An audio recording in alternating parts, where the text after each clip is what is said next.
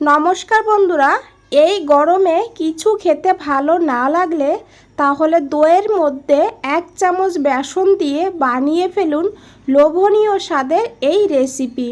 বন্ধুরা একবার বানিয়ে দেখুন, বারবার এই গরমেতে বানাবেন, এতটা টেস্টি হয়। আর পুরোটা ভাত এই দইয়ের রেসিপি দিয়েই খেয়ে নেবেন। আর দইটা তো খাওয়া ভীষণই ভালো। তো চলুন দেখে নেওয়া যাক কী করে বানিয়েছি। তো প্রথমেই এখানে দই নিতে হবে। দইটা অবশ্যই ঘরের পাতানো নেবেন। তো দোকানের দই হলেও একটু ভালো করে দেখে নেবেন, দইটা যেন ফ্রেশ হয় আর যেন কোনো গন্ধ বা বেশি টক না হয়। তো এইভাবে দেখুন আমি ঘরের পাতানোর টক দই নিয়েছি। তো দইটাকে মেপে নিতে হবে, তাহলে বাকি মেজারমেন্টগুলো আমরা মেপে নিতে পারবো পরিমাণটা। তো দেখুন এখানে আমি 2 কাপের থেকে একটু কম নিয়েছি দই। প্রথমে 1 কাপ দিয়েছি, পরে 1 কাপের থেকে একটু কম হয়েছে। তো এইভাবে আমি দইটা নিয়ে নিয়েছি। আর এখন এই দইটাকে খুব ভালো করে ফেটিয়ে নেব। বন্ধুরা এখানে 350 গ্রাম দই আছে। তো দইটাকে এখন খুব ভালো করে এইভাবে ফেটিয়ে নিতে হবে, খুব ভালোভাবে ফেটাতে হবে দইটাকে। এইভাবে ফেটাতে ফেটাতে দেখবেন দইটা একদম স্মুথ হয়ে যাবে। যখন দইটা স্মুথ হয়ে যাবে তখন এখানে দিতে হবে বেসন। তো আমি যতটা দই নিয়েছি সেই পরিমাণ হিসাবে বলে দিচ্ছি। তো এখানে আমি 3 চামচ বেসন নিয়েছি। তো আপনারা 1 কাপ দই দিয়ে করলে তাহলে এখানে 2 চামচ বেসন নিয়ে নিতে পারবেন, কোনো অসুবিধা হবে না। আর তারপরে বেসনটাকে এইভাবে অবশ্যই চেলে নিতে হবে। চেলে নিলে তাহলে বেসনটা কিন্তু আর এই দইয়ের ভেতরে গিয়ে দলা হয়ে যাবে না বা লাম্পস হয়ে যাবে না। তো এখন এই দইয়ের সঙ্গে বেসনটাকে খুব ভালো করে মিশাতে হবে। তো এইভাবে মিশিয়ে নেবেন, তাহলে দেখবেন খুব ভালোভাবে মিশে গেছে আর খুব তাড়াতাড়ি মিশে যাবে।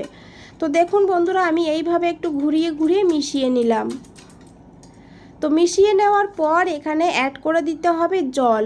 তো জলটা দেখুন এইভাবেই দিতে হবে। এখানে আমি 1.5 কাপ জল দিয়েছি। আর জলটা নর্মালি দিতে হবে বন্ধুরা। তো এইভাবে জলটা দিয়ে খুব ভালো করে মিশিয়ে সাইডে রেখে দিতে হবে। আর এদিকে নিয়েছি 3টে পেঁয়াজ। পেঁয়াজটাকে এখন এইভাবে আমি কেটে নেব। পেঁয়াজটাকে ঝিরিঝিরি করে কেটে নেব।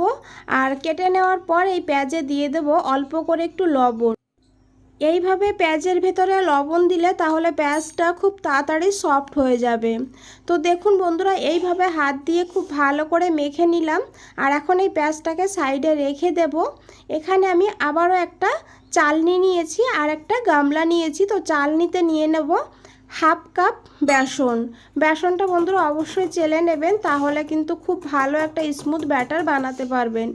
তো দেখুন বেসনটাকে চেলে নিয়েছি। আর এখন দিয়ে দেবো এখানে অল্প করে লবণ আর অল্প করে হলুদের গুঁড়ো, খুবই সামান্য দিতে হবে।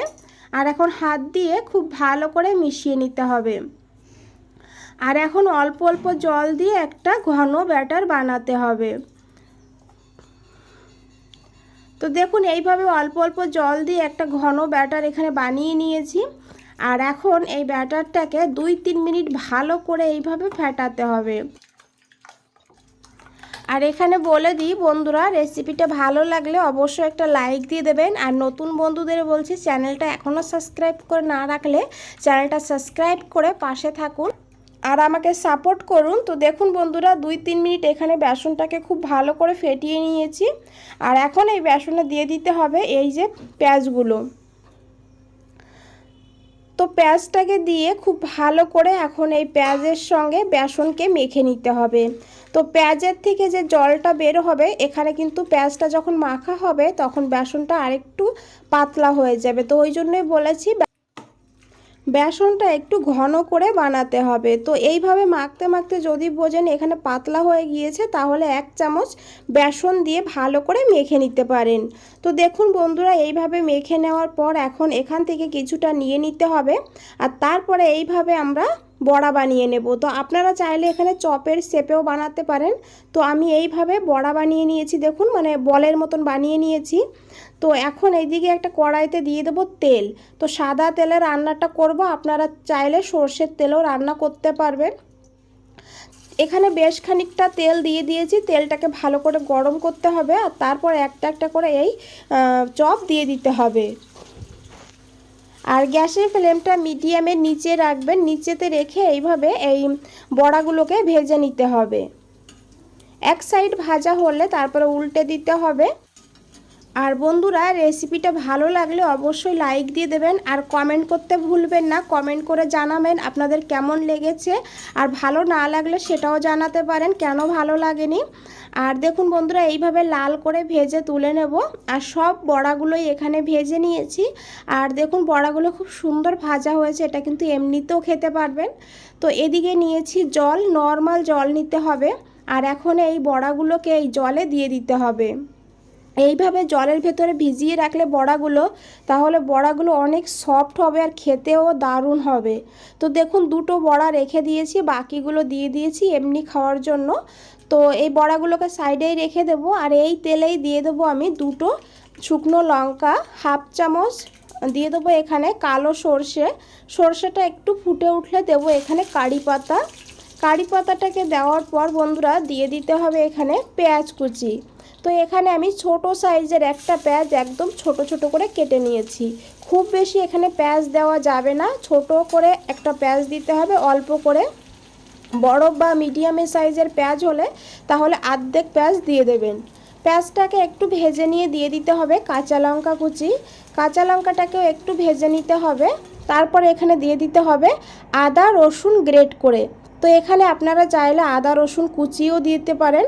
তো আমি এখানে গ্রেট করে নিয়েছি হাফ ইঞ্চি আদা আর 6-7 কোয়া রসুন।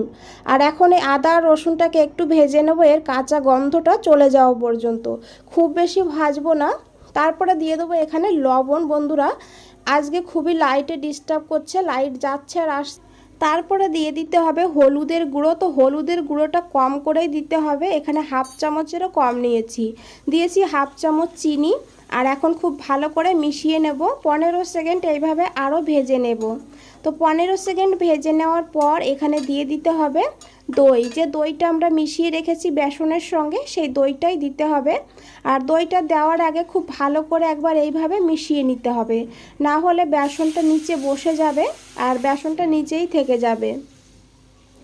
তো এইভাবে দইটা দিয়ে দিতে হবে, গ্যাসের ফ্লেমটা হাইতে করে দিতে হবে। আর দিয়ে দিতে হবে চেরা কাঁচা লঙ্কা। আর 2-3 মিনিট এইভাবে এই দইটাকে ফুটিয়ে নিতে হবে, এতে বেসনের কাঁচা গন্ধটাও চলে যাবে। আর এখন এখানে দিয়ে দিতে হবে এই বড়াগুলো। তো বড়াগুলোকে এইভাবে তুলে জল থেকে এইভাবে চেপে চেপে জলটা বের করতে হবে, তারপরে বড়াগুলো দিয়ে দিতে হবে। বন্ধুরা, দুর্দান্ত লাগে, একবার হলেও বাড়িতে বানিয়ে দেখুন এইভাবে। আর এই দুপুরে, গরমের দুপুরে এটা পেলে বাড়ির সবাই এটা দিয়েই খাবে, এতটা টেস্টি। আর বানালে বাড়িতে কমেন্টে জানাতে ভুলবেন না আপনাদের কেমন লেগেছে। আর এখানে বড়াগুলো দেওয়ার পর খুব ভালো করে মিশিয়ে নিয়েছি। আর তারপরে 5 মিনিট মতন রান্না করে নিয়েছি মিডিয়াম ফ্লেমে। তারপরে আমি লবণ চিনিটা দেখে নিয়েছি। তো লবণ চিনিতে দুটোতেই কম ছিল, তো দিয়ে দিয়েছি লবণ আর হাফ চামচ চিনি দিয়ে খুব ভালো করে মিশিয়ে নিয়েছি। 1 মিনিট রান্না করে গ্যাসের ফ্লেমটা অফ করে দিয়েছি। বন্ধুরা, আজ তাহলে এই পর্যন্তই। ফিরে আসছি নতুন কোনো রেসিপি নিয়ে। ভালো থাকবেন, সুস্থ থাকবেন, ধন্যবাদ।